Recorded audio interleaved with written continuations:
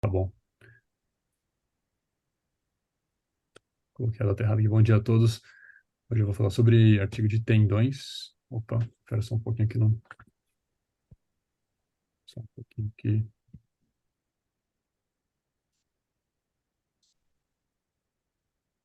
Eu jogo minha tela aqui só um instante. Mas a gente está vendo a tua Vocês estão vendo? Vocês apresentação. estão vendo? É porque apareceu uma janela de conversa com a Camila aqui para mim, mas tudo bem. Espera só um instante. Só deixa eu sair da apresentação rapidinho. Ver se... foi. Bom, então o artigo que eu vou apresentar é um trabalho, é uma revisão sistemática entre... Peraí.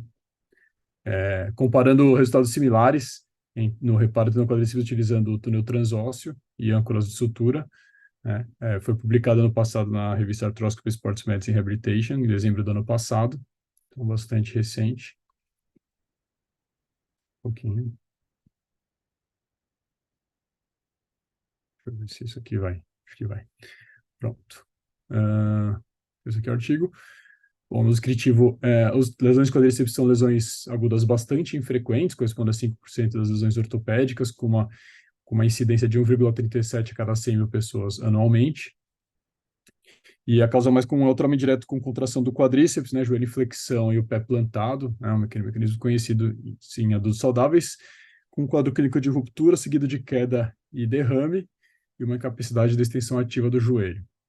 Então, vale lembrar também que está associado a doenças reumatológicas e endocrinológicas, principalmente aquelas que envolvem rupturas espontâneas, né, bilaterais, e também não dá para esquecer pacientes com doenças renais crônicas, que acabam sendo mais frequentes também nessas pessoas.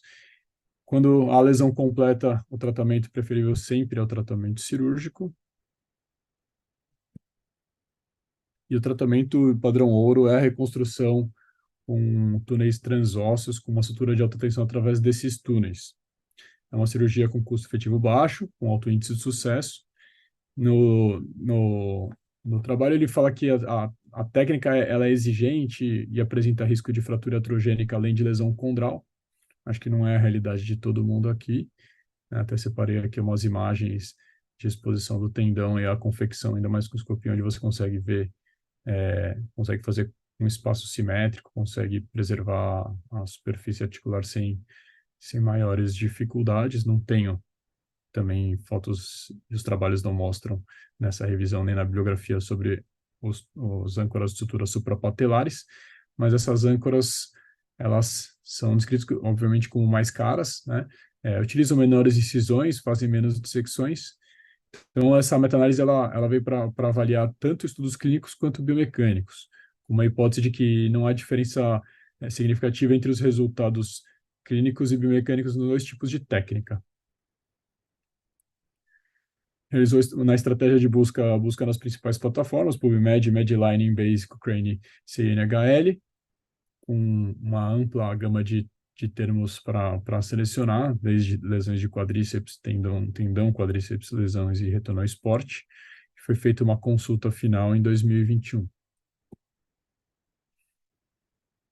Foi avaliado tanto a evolução clínica quanto a biomecânica no reparo do tendão quadríceps, com os critérios de inclusão, o resultado desses reparos, um follow-up mínimo de 1 ano, um mínimo de 5 pacientes serem trabalhos publicados na língua inglesa, e como critérios de exclusão os relatos de casos e os artigos de revisão. Após isso, foi realizada a discussão entre autores, e nos estudos clínicos foi avaliado a utilização da escala de Lisham, a amplitude de movimento pós-operatória, a taxa de ruptura após o reparo com essas duas técnicas de reparo transósseo e âncora de sutura, e os estudos biomecânicos compararam a carga final para falha no reparo entre as duas técnicas. Além disso, ele analisou também o desvio nos ciclos de flexo-extensão, o gap entre a inserção tendão-osso e o desvio lateral e medial. Para validação de qualidade, as qualidades do estudo e os riscos dos vieses foram avaliados por 2 revisores. Eles utilizaram os instrumentos Minors, que é o índice metodológico para estudos não randomizados, e essas pontuações foram submetidas a médias para avaliar a pontuação final de cada um. Após isso, que foi submetido à análise estatística.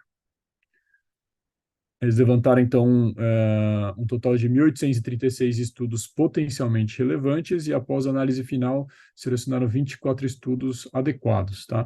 Para análise quantitativa, sendo 18 clínicos e 6 biomecânicos, e 4 estudos apenas para análise quantitativa.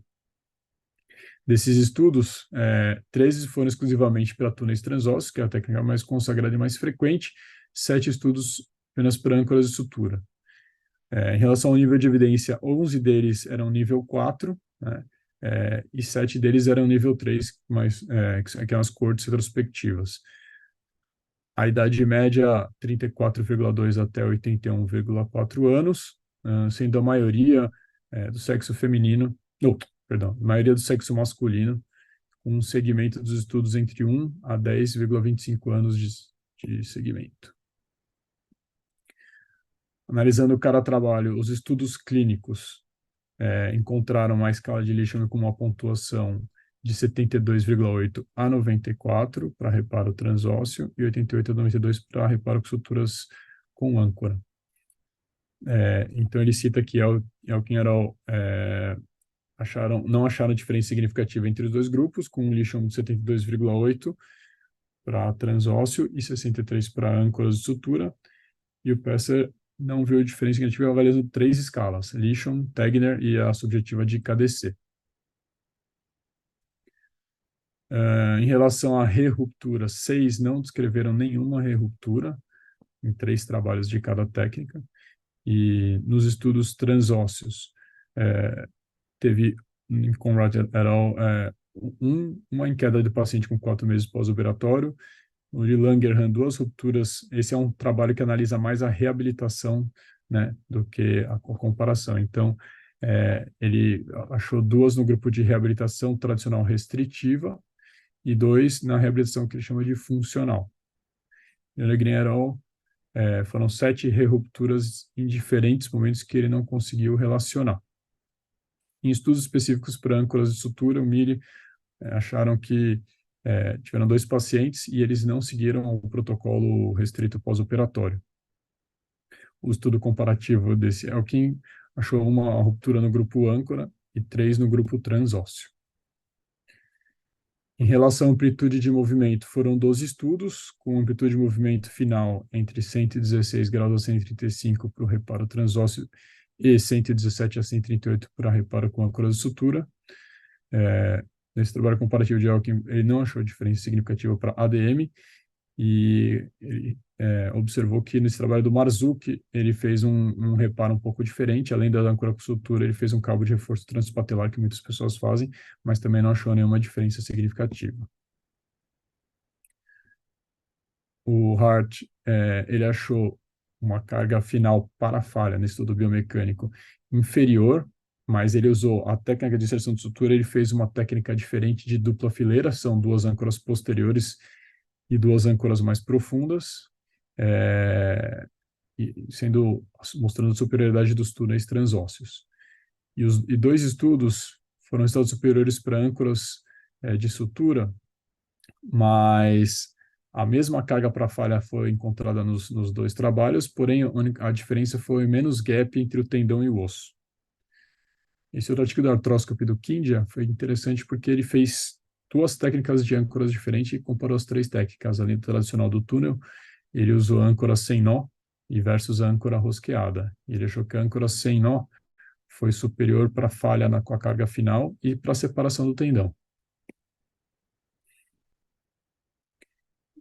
Então, foram no total 4 estudos que compararam a carga final até a falha, sendo 106 peças, 48 transósseos e 58 de âncoras, e não achou-se diferença estatisticamente significante. Então, o achado principal dessa revisão foi que os resultados clínicos comparativos foram similares, e em relação aos estudos biomecânicos não houve também a diferença na carga final até a falha. Ele analisou mais 3 revisões sistemáticas, uma do Mehta et al., que analisaram 8 estudos com 210 reparos para resultados clínicos, e 2 estudos para 2 meta-análises para a avaliação biomecânica, de Belk e de Dunker. O de Belk tem menos desvio inicial do tendão, mas no final teve o mesmo desvio e a mesma carga até a fadiga, só que ele analisou 5 estudos, e o de Dunker não teve diferença em nenhum dos dois quesitos e analisou 15 estudos. Então, comparativamente, ele fala do dele ser mais completo, porque ele analisa 23 estudos, e mais que todos, e, além disso, ele comparou análise clínica e biomecânica conjugadas. Para trabalhos com âncora de sutura, o Miri achou um resultado funcional de 100% dos participantes com sutura, com retorno ao esporte sem, nível pré-lesão, com um tempo médio de recuperação de 3 meses de pós-operatório. Mas, se eu for procurar aqui, o tempo de acompanhamento eu achei baixo, né? 14,7 meses, que geralmente nessa época ainda não rompe mesmo, né? Mas tem um trabalho um pouco mais longo desse ProSAR, que ele analisou 25 casos de reparo de estrutura suprapatelar com âncora e seguiu por 7 anos, então esse trabalho foi um pouco mais interessante. É um trabalho francês. E o de Hart, ele não achou diferença nem para rigidez, nem para função de gap, mas que os túneis transossos suportaram uma maior tensão no final da carga. Tá? Então, analisando a própria meta-análise, ele põe que a fragilidade, que as limitações que apresentam, que os estudos, tem muito estudo nível 4 de evidência, que tem bastante heterogeneidade de materiais e métodos, e que os estudos biomecânicos não avaliam a situação em vivo, a situação biológica do paciente. Acho que a Camila também vai falar um negócio interessante. Então, analisar a biologia do paciente é um negócio que o estudo biomecânico não tange. Então, essa é uma fragilidade. Do meu ponto de vista, analisando todas as tabelas e os dados, eu circulei aqui que, assim, a nossa técnica de transósseo ela é bastante consagrada, então você vê acompanhamentos grandes de até 10,25 anos, mas todos os segmentos, no geral, são bastante elevados, enquanto os trabalhos levantados por ele, tirando esse de 7 anos, todos os outros batem 3 anos e meio, né? E alguns até 6 meses de acompanhamento. Eu não acho que seja um dado válido. Ainda assim, acho que é um tendão de alto torque de contração. Então, o índice de falha, a chance de recorrência é muito alta, apesar de ser um tema bastante interessante para a gente discutir aqui, né? Então, ele concluiu que túneis transósseos e técnicas por âncoras de sutura têm resultados similares para pós-operatórios e biomecânicos, e que não houve diferença significativa na carga até a falha. Então,